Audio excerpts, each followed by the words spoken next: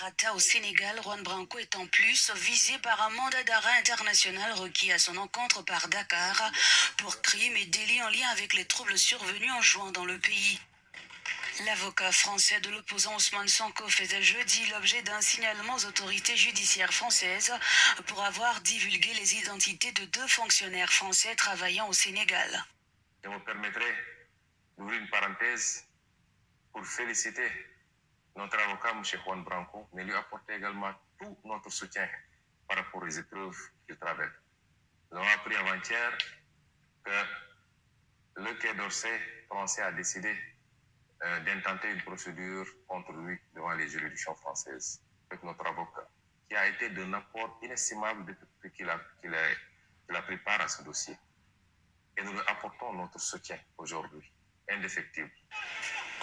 Juan Branco avait annoncé le 22 juin avoir déposé une plainte en France et une demande d'enquête à la Cour pénale internationale contre le président sénégalais Macky Sall pour crime contre l'humanité après la condamnation à 2 ans de prison ferme de l'opposant Ousmane Sonko. Pendant plusieurs jours, d'importants saccages avaient eu lieu dans le pays et plus de 16 personnes sont mortes lors des affrontements.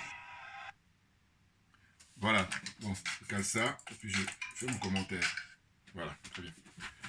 Bonjour à tous, aujourd'hui nous sommes le dimanche 23 juillet 2023, voilà, 23 juillet 2023. Jubian, c'est mon surnom sur le net, je me présente, voilà, je suis un panafricain très convaincu. Je suis accessoirement seulement spécialiste de la France. Écoutez, je tenais à donner mon point de vue sur la situation ou le cas de Juan Branco. J'en avais déjà parlé dans les vidéos passées, et là je reviens à la charge par rapport à l'hypocrisie, voilà, c'est ce qui ça m'inspire, hein, l'hypocrisie dont les autorités françaises détiennent le flambeau au niveau international. Voilà. C'est vraiment de l'hypocrisie. Et au fond, comme beaucoup de gens n'y comprennent pas grand-chose, et ben voilà, ils baladent tout le monde. Alors que ceux qui ont compris, bon, mais je dis tant mieux, voilà. Moi j'ai compris, voilà, je le dis. C'est même pour ça que je donne mon point de vue par rapport à cette vidéo. En fait, Juan Branco, bah, figurez-vous que c'est la jeune génération d'avocats français, brillants, a priori, voilà, fait des grandes écoles. Mais simplement, ce que je tiens toujours à rappeler, c'est que je dis, Juan Branco, il a le filleul, hein, son parrain, c'est Jacques Attali. Mais c'est pas n'importe qui, très clairement. Mais bien entendu, ça veut dire qu'en fait, Jacques Attali se connaît très bien avec les parents de Juan Branco. Et c'est ainsi que quand il est né, bon voilà, les parents de Juan Branco ont pris Jacques Attali comme étant son parrain. Voilà. Donc c'est pas n'importe qui. Vous voyez. Et donc le constat qu'on fait, c'est quoi? C'est que ça m'inspire aussi l'histoire de l'arroseur arrosé. Alors, je précise évidemment les choses. Moi, je suis un inconditionnel, un soutien de Ousmane Sonko pour qu'il soit candidat pour les élections présidentielles prévues au Sénégal le 25 février 2024. Voilà. Je souhaite qu'il y ait une élection inclusive, voilà, que tout le monde puisse y participer et que seul le peuple souverain puisse choisir quelle est la personne qualifiée pour succéder à Macky Sall. Rien d'autre. Voilà. Et je dis ceux qui veulent écarter la candidature de Ousmane Sonko, c'est des gens qui méprisent le peuple, très clairement. Parce que sinon, si on respecte le peuple, on lui donne la parole, on lui donne les moyens, on lui donne l'occasion de pouvoir choisir. Parce que c'est lui qui est souverain. Voilà, c'est lui le boss, le peuple, normalement. Bon. Donc, en ce qui concerne Juan Branco, j'avais été surpris, comme certains, hein, de son choix, en fait, du fait que Ousmane Sonko l'ait choisi comme avocat. Voilà. Mais je dis pour autant, j'ai raisonné sur le fait que je pense que Sonko et son équipe, hein, et son entourage, et puis ses collaborateurs, je pense qu'ils ont réfléchi dans une stratégie de dire que voilà, en fait, on a affaire à la France-Afrique, et puis Juan Branco est la jeune génération d'avocats français qui, se battent pour justement sortir de la France-Afrique, ce que je ne crois pas du tout. Parce que je dis, Juan Branco, il est dans le système. Il est dans le système France-africain. Et d'ailleurs, je m'empresse à dire que, en réalité, vous allez voir que tout ce qui s'est passé là récemment, c'est-à-dire que d'une part, il y a, comment on appelle ça, le gouvernement sénégalais qui lance un mandat d'arrêt contre lui, et c'est pour ça que je parle de l'arroseur arrosé, puisque lui, initialement, ce qu'il a fait, c'est qu'il avait décidé de saisir la Cour pénale internationale, hein, en sa qualité d'avocat. Bon, c'est le procureur qui ouvre les enquêtes, en tout cas qui va décider si enquête il doit y avoir ou pas. Voilà, procureur de la CPI. Mais ce qui se passe, c'est que lui, comme il a fait sa formation, je peux comprendre, dans la CPI, donc voilà, il connaît un peu les rouages. Et du coup, il a décidé, quand il a été désigné comme avocat de Ousmane Sonko, voilà, de poursuivre Macky Sall et puis ses ministres. En tout cas, qui sont impliqués pour l'assassinat d'innocents africains en général, ici sénégalais en particulier, plus d'une cinquantaine de personnes. Vous comprenez? Voilà. C'est un arrosé parce que au fond, le gouvernement donc sénégalais a décidé, eux, de lancer un mandat d'arrêt contre lui. Mais la France, nous dit-on, comment on appelle ça, n'estrade jamais hein, ses citoyens. Bon, parce que Juan Branco vit en France. Et donc c'est pour ça que je dis tout ça, c'est pour amuser la galerie. Pour ceux qui n'ont pas compris, beaucoup de gens ont compris justement, malheureusement, d'où l'intérêt de faire ces vidéos. Et puis ceux qui sont de bonne volonté, ceux qui ne sont pas de mauvaise foi, voilà, comprennent et puis analysent. Voilà. Donc au fond, c'est juste pour amuser la galerie, c'est juste pour faire diversion, c'est tout pour donner l'impression. Pourquoi? Parce que je dis, mais écoutez, moi j'ai fait ma vidéo aujourd'hui, hein, le 23 juillet 2023. Hein, eh bien, écoutez, on verra dans les jours qui viennent, les semaines qui viennent, les mois qui viennent, hein, qu'est-ce qu'il en est hein, de la situation de Juan Branco. Alors évidemment, si Ousmane Sonko devenait président l'année prochaine, ce qu'on souhaite vivement, évidemment que là, la donne va complètement être bouleversée. Mais sinon, je pense que rien ne va arriver à Juan Branco. Mais pourquoi? Mais parce qu'il fait partie du système. C'est comme ça qu'il faut voir les choses. Bien entendu. Parce qu'il y a deux choses. Vous avez donc enfin, il y a trois. Un, Juan Branco lui-même, il dit qu'il a saisi la CPI pour faire traduire Macky Sall et consorts. Et puis deux, c'est le gouvernement de Macky Sall qui, eux, maintenant, ouvrent un mandat d'arrêt contre Juan Branco. Donc, en fait, en gros, l'État sénégalais demande que Juan Branco soit entendu, il soit traduit au Sénégal, hein, qu'il soit, comment dire ça, expulsé vers le Sénégal, hein, qu'il puisse être entendu par la justice sénégalaise. Bon. En même temps, c'est bizarre, parce que lui, il est parti au mois de juin dernier. Bah, dans ce cas-là, il aurait fallu le laisser entrer, parce qu'en fait, il a été refoulé à l'aéroport. Bon, de tout ça, je vous dis, c'est des mises en scène. Mais oui, parce que ça aurait été encore plus facile pour le gouvernement sénégalais. Les laisser entrer quand il est venu, parce qu'il était venu, je crois, pour une audience de Ousmane Sonko. Et puis là, il profite pour... alors on me dira, oui, mais à l'époque, il n'avait pas encore lancé... Bah oui, mais bon, non, c'est n'importe quoi. Faut arrêter d'insulter l'intelligence d'autrui. Voilà. Et moi, je refuse qu'on insulte mon intelligence. C'est pour ça que faire ces vidéos, c'est le minimum. Bouillard! On y va. Donc, ce que je voulais dire, c'est quoi? C'est que je dis, au fond... donc, je disais, il y a trois. Hein. Premier, Branco, je me répète, hein, c'est très important, but pédagogique. Lui, il dit qu'il saisit la Cour pénale internationale. Le gouvernement sénégalais dit, voilà, nous, on demande qu'il soit comment dire, rapatrié ici, un mandat d'arrêt international. Et puis, un troisième point important, c'est maintenant le ministère des Affaires étrangères français qui fait un signalement. Alors, ça, c'est un terme, comment dire ça, propre au ministère. Hein, en tout cas, c'est dans leur jargon. Donc, le signalement, c'est quoi? C'est qu'en fin de compte, ils demandent à la justice française de mener une enquête sur Juan Branco. Parce que ce qui reproche donc le ministère des Affaires étrangères, le Quai d'Orsay français, c'est de dire que Juan Branco, il aurait donné le nom de 2 fonctionnaires français qui travaillent là-bas au Sénégal, et donc il met en danger leur intégrité physique et morale et tout ça. Bon. Donc c'est pour ça que le gouvernement français a demandé ce signalement-là. C'est le terme qui est utilisé. Hein. Bon, je vous dis, c'est technique, c'est leur jargon. Mais ça veut dire qu'en termes plus compréhensibles, donc la justice française maintenant doit ouvrir une enquête pour savoir si ce qu'il a fait, il doit mériter d'être traduit devant la justice, naturellement, devant les juridictions. Mais il n'aura rien. Voilà. Moi je vous dis, s'il y a quelque chose, voilà, moi je vais passer pour celui qui croit avoir compris et qui s'est trompé sur ce sujet-là. Mais je ne crois pas, parce que je vous dis, il fait partie du système de la France-Afrique et que justement on continue à manipuler les Africains parce qu'on estime que c'est des grands enfants. Voilà. Ben oui. Non, parce que ce qu'on fait aux Africains, on ne le fait pas à d'autres peuples. Il faut bien comprendre. Comparez, faites des comparaisons. Il n'y a qu'aux Africains qu'on fait ça. Et quand je dis on, je parle de l'élite française, hein, les dirigeants français. C'est clair.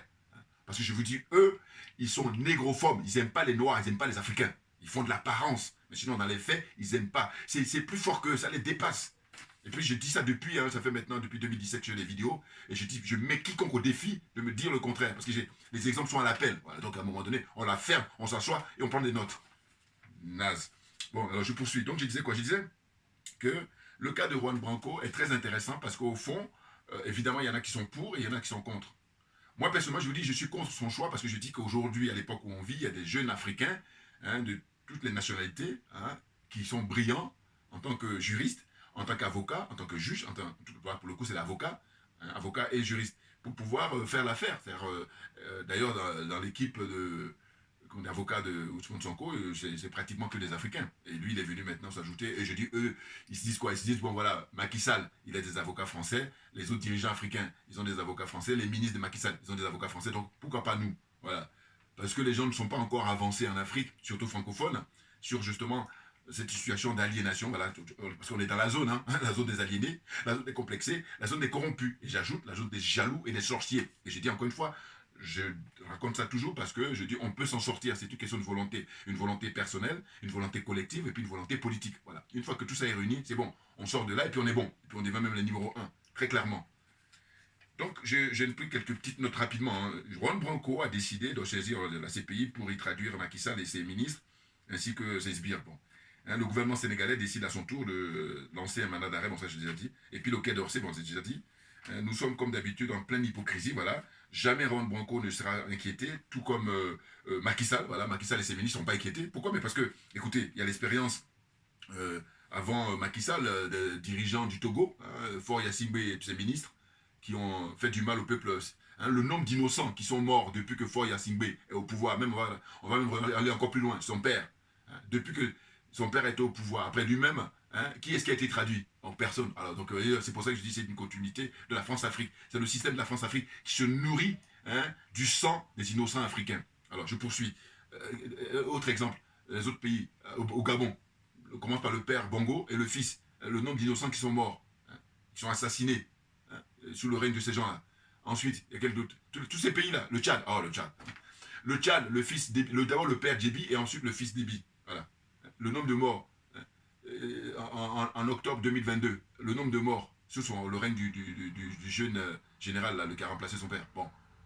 Donc c'est une impunité totale. Et là j'ai écouté la semaine dernière, il disait que lui, il va gracier ceux qui ont manifesté et tout ça. Il dit, voilà, mais il nargue le peuple. C'est tout simplement ça. Hein. Donc moi, c'est lui qui doit être traduit.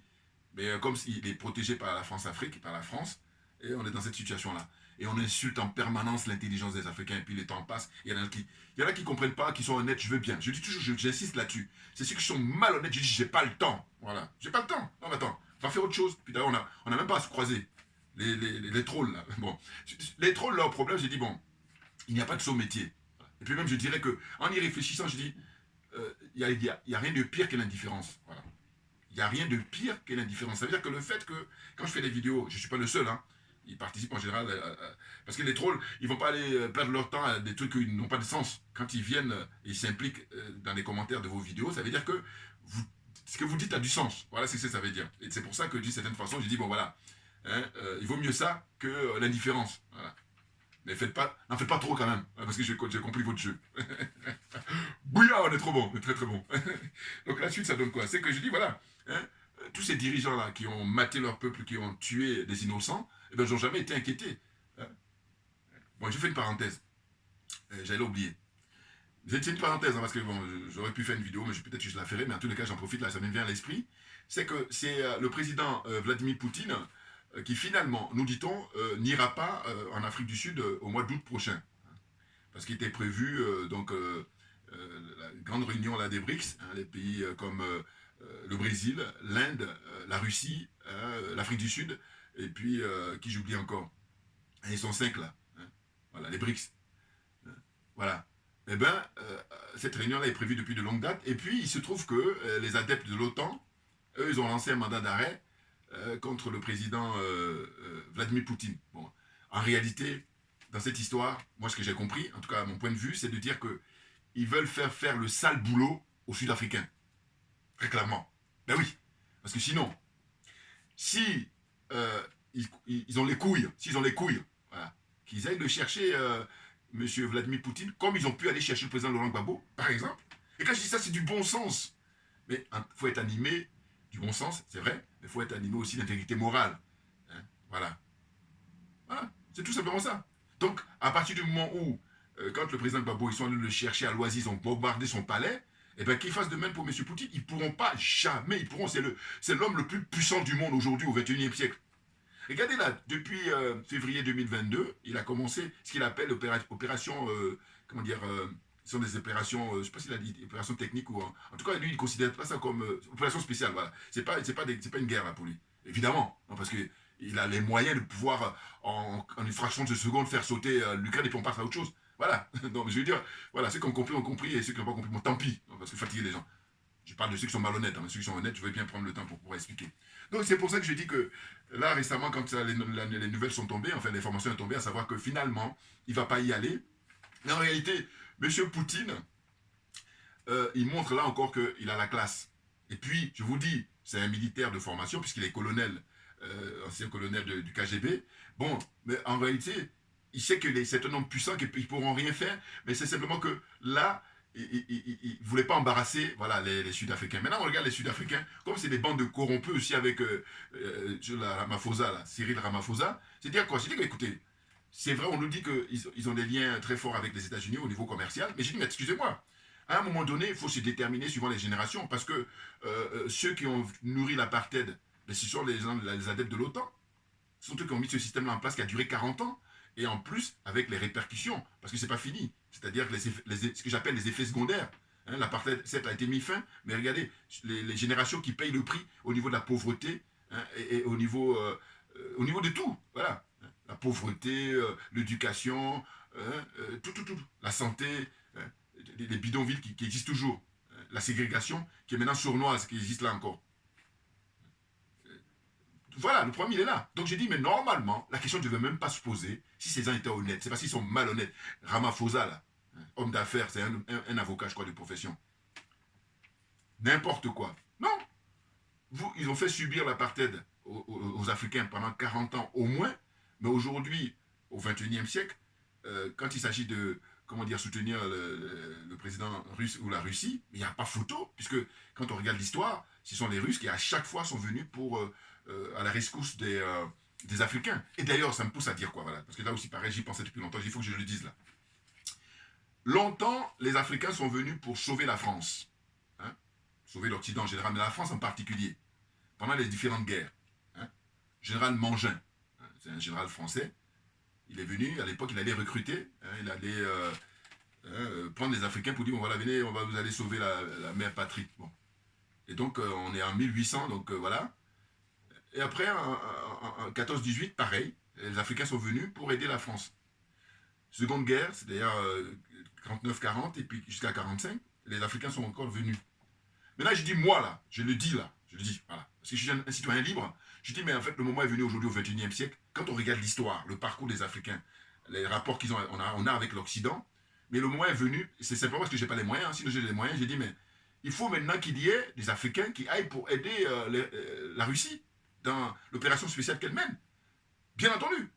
Parce que j'ai dit, bon, les arguments que j'avance, et je m'adresse aux gens honnêtes. Dites-moi, pourquoi, depuis des siècles, les Africains sont venus aider la France, et puis qu'est-ce qu'on a en retour? Que dalle. Si ce n'est l'ingratitude, si ce n'est le mépris, et tout. Il n'y a rien. Hein? Aucune reconnaissance. Ou des miettes.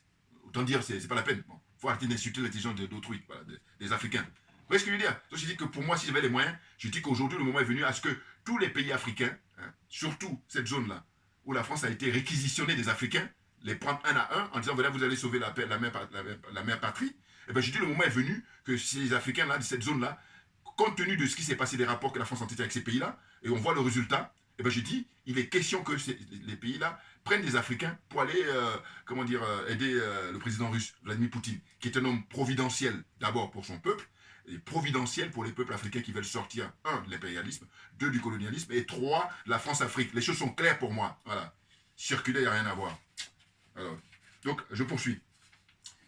Donc, je disais que, en fait, concernant la poursuite de Macky Sall, bon, mais il se trouve qu'il y a donc des dirigeants hein, au Cameroun, Paul Biya. Paul Biya, sous son règne, il faut compter le nombre d'innocents qui ont été assassinés. Voilà. Il est tranquille. Lui et ses ministres, est-ce qu'ils ont été traduits? Donc en fait, tout à l'heure, le parallèle que j'ai fait, c'est dire, ils sont tellement hypocrites et ils veulent faire le sale boulot aux dirigeants sud-africains. C'est pour ça qu'ils disent, ouais, s'il vient là-bas, il faut essayer de l'arrêter pour l'envoyer à la Cour pénale internationale. Mais j'ai dit là, on vérifie la Cour pénale internationale, tous ces grands pays-là, que ce soit la Chine, que ce soit la Russie, que ce soit les États-Unis, eux, ils disent que non, la Cour pénale, ils ne sont pas concernés. Les États-Unis, la Chine et la Russie. Il n'y a pas que eux, hein, mais je veux dire, eux, comme c'est des grosses puissances, voilà. Et là, je te dis, mais si la Russie n'est pas concernée, pourquoi lui on veut l'emmerder? Parce qu'ils sont hypocrites, parce qu'ils sont sans foi ni loi. Parce que eux, c'est tout et son contraire. Et puis, comme ils ne considèrent pas les Africains, eh ben, ils ont utilisé les Africains à les manipuler depuis des siècles. Ils veulent continuer. C'est pour ça que je dis non, il faut arrêter à un moment donné. On a suffisamment de recul aujourd'hui, ce qui fait qu'il est question de mettre les points sur les i et mettre les cartes sur table. Voilà, surtout les cartes sur table. Parce que quand on met les cartes sur table, on regarde et puis on est tous témoins et puis on dit, mais voilà, ça c'est bien, ça c'est pas bien, et puis là on dégage, puis on avance, on veut gagner du temps. Comprenez? N'importe quoi. Non, non, non, on a la pêche là, on a la pêche. Donc, voilà, c'est ce que je voulais dire aujourd'hui concernant Juan Branco, de dire que, voilà, moi il ne m'inspire pas confiance, très clairement, parce qu'il fait partie du système. Et je vous dis, rien ne va lui arriver. Alors que si, par contre, le mandat d'arrêt qui est lancé par le Sénégal, mais qu'on l'arrête, pourquoi on ne l'arrête pas? Bon, donc j'ai rappelé tout à l'heure que la France ne fait pas ça, d'accord? Et la France fait un signalement, d'accord? Donc on va rester en France.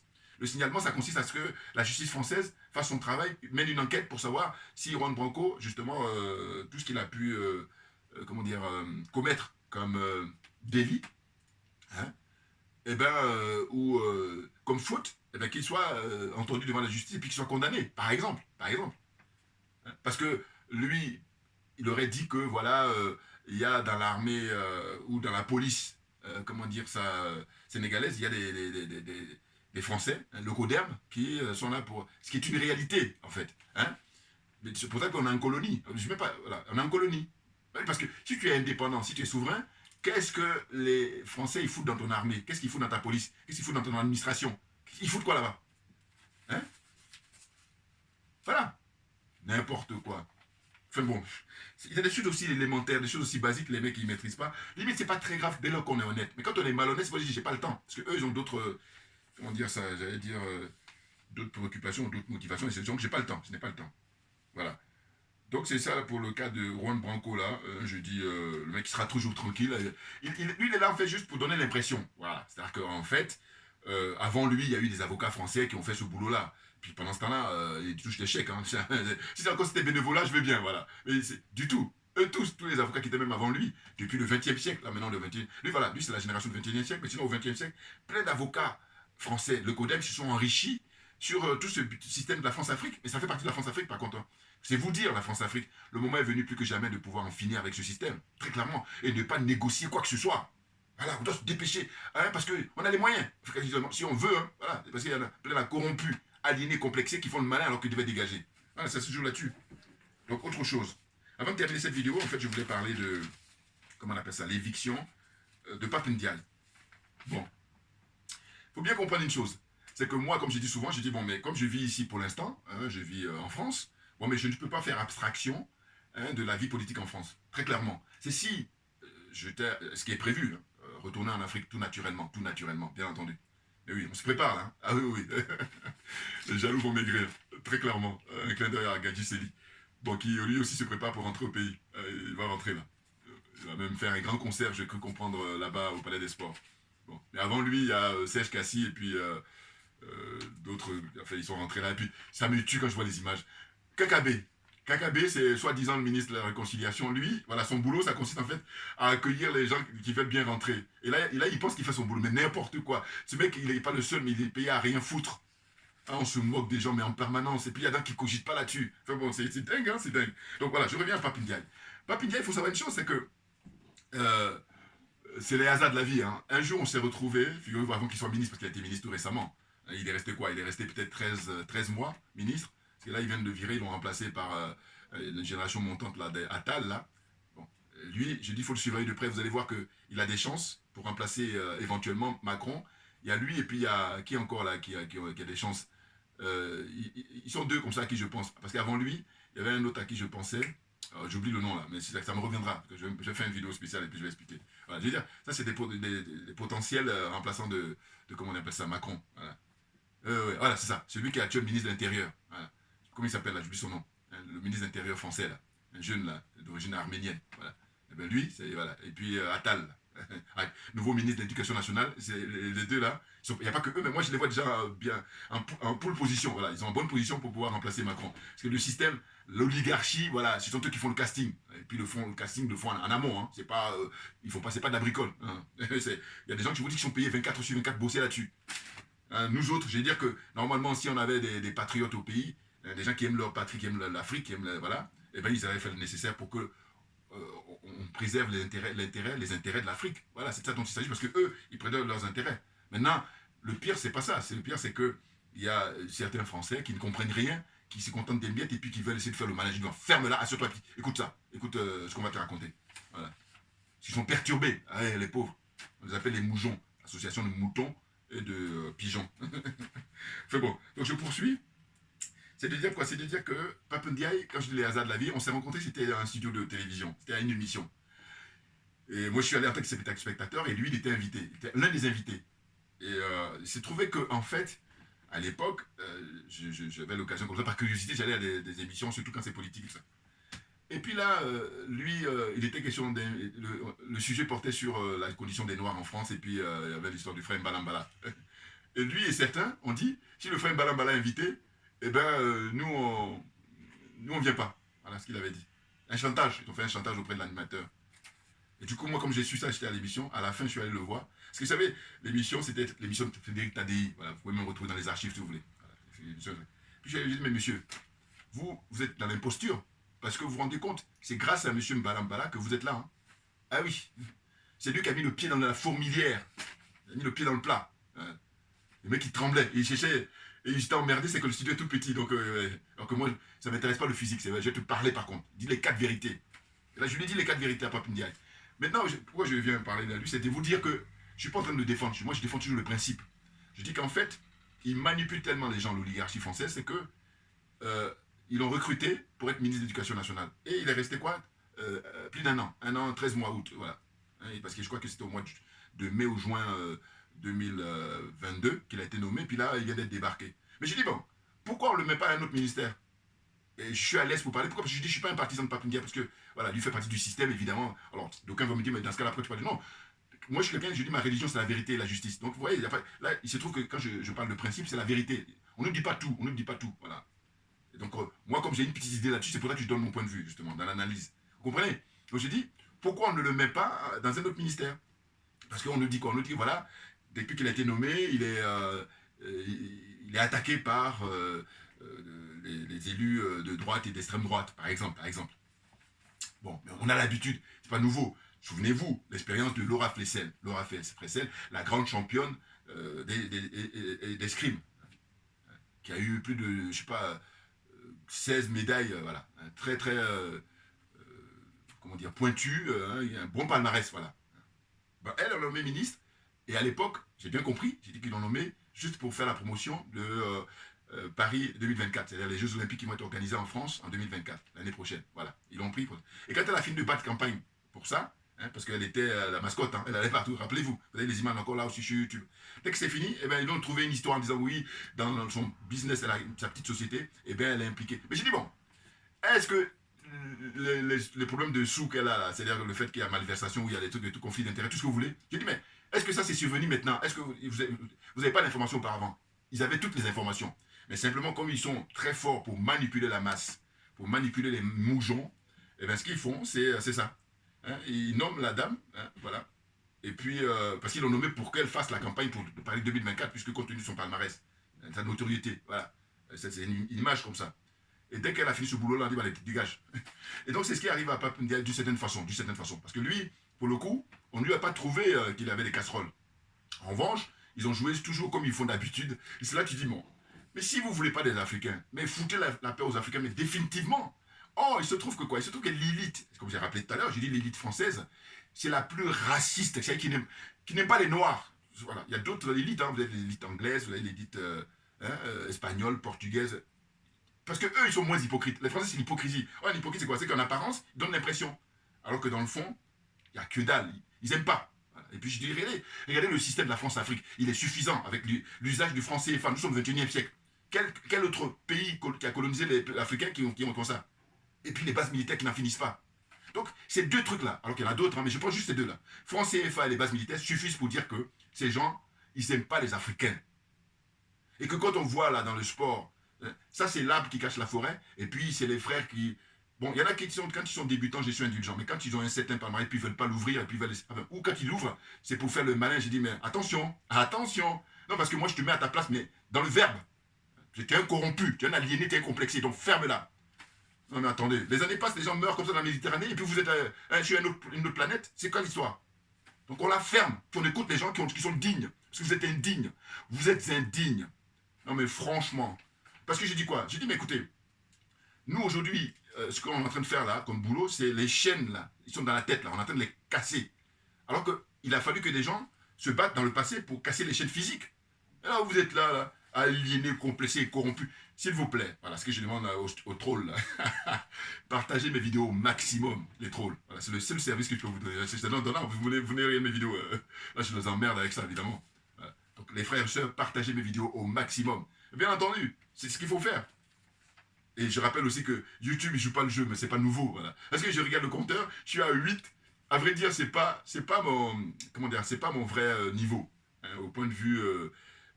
parce que quand les gens font les pouces, tout ça est neutralisé. Tout est neutralisé. C'est fait pour qu'on donne l'impression qu'il n'y a pas un gros score, alors qu'en réalité, je vous dis, YouTube a fermé mon compte.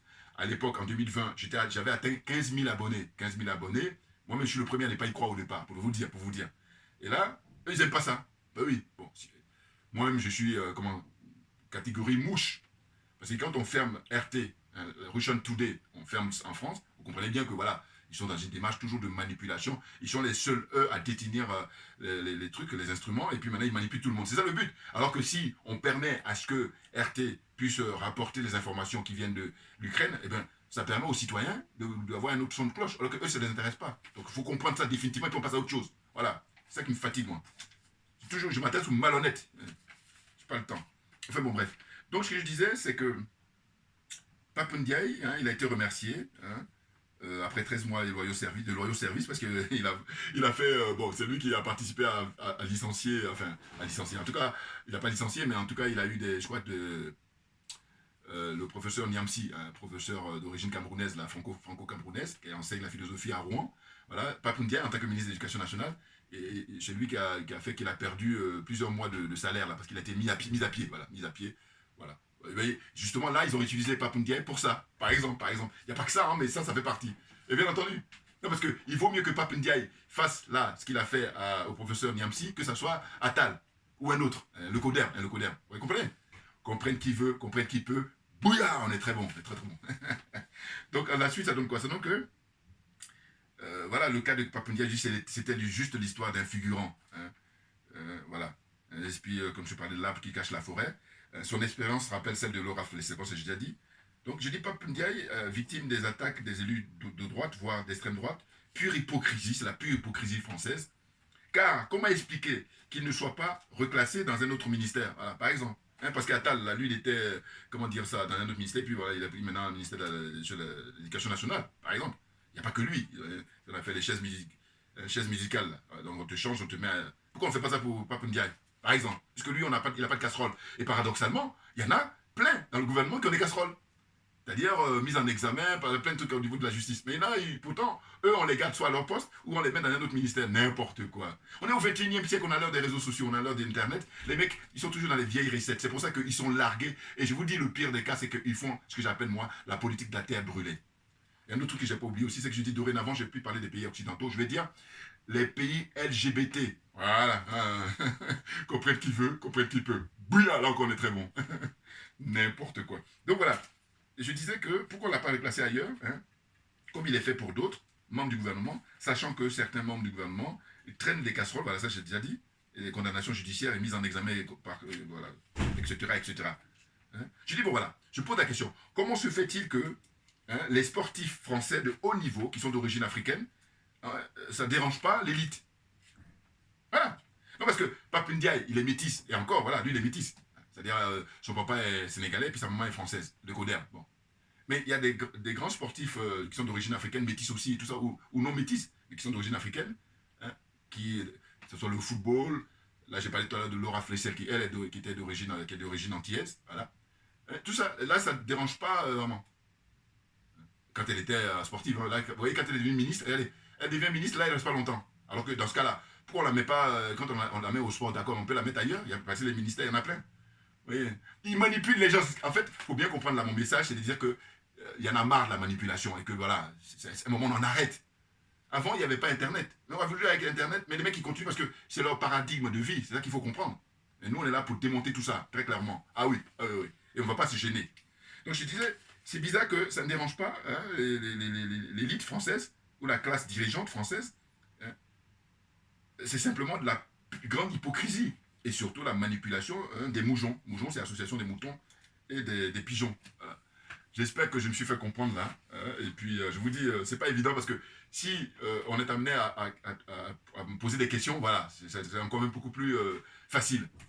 Mais là, comme ça, déroulé, comme j'ai vu dans l'actualité les maniements ministériels et puis le cas de, comment on appelle ça, Juan Branco. Voilà, Juan Branco. Il se trouve que dans la vidéo précédente que j'ai faite sur Ousmane Sonko, j'avais oublié de parler de son cas alors que j'avais prévu. Et c'est pour ça que je dis, bon, là, il faut que je termine ça. Et donc voilà, tout s'explique. Merci beaucoup à vous tous pour votre attention. Et puis on lâche rien, comme j'ai pour habitude de dire, parce que c'est nous qui avons raison. Voilà, c'est tout.